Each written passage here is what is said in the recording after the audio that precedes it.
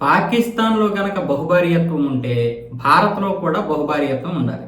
పాకిస్తాన్ ఏదైతే షరియా చట్టం అమలు చేస్తుందో, అక్కడ ఏ విధంగా అయితే అమలవుతుందో, భారత్‌లో కూడా ముస్లింల కోసం అదే విధంగా కొనసాగాలని ఒక మహిళ, ముస్లిం మహిళ, పైగా రాజకీయవేత్త అయినటువంటి నేషనలిస్ట్ కాంగ్రెస్ పార్టీ ఎన్‌సీపీకి చెందినటువంటి ఎమ్మెల్యే సనా మాలిక్ అసెంబ్లీ సాక్షిగా వివాదాస్పద వ్యాఖ్యలు చేసింది.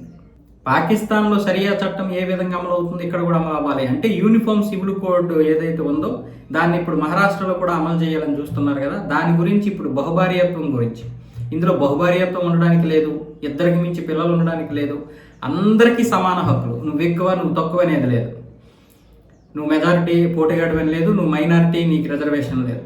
ఆ విధంగా ఇప్పుడు తీసుకొస్తున్న దాన్ని బహుభార్యత్వాన్ని ఎట్టి పరిస్థితుల్లో కూడా మేము విడనాడము, పాకిస్తాన్ పాటిస్తున్నప్పుడు మేమెందుకు పాటించమని చెప్తుంది. మళ్ళీ ఈవిడే అంటుంది, పాకిస్తాన్ని నువ్వు ఇంత దినిగా పొగుడుతున్నావు, పాకిస్తాన్కి భారత్కి ఏంటిది, మీకు త్రిపుల్ తలాక్ తీసుకొచ్చినటువంటి నరేంద్ర మోదీ అంటే మీకు ఇష్టం ఉండదా అని ఇటువైపు ఏమొచ్చేసి శివసేన నేత కూడా అదే విధంగా కౌంటర్ ఇచ్చారు, షైని అని ఒక ఆవిడ.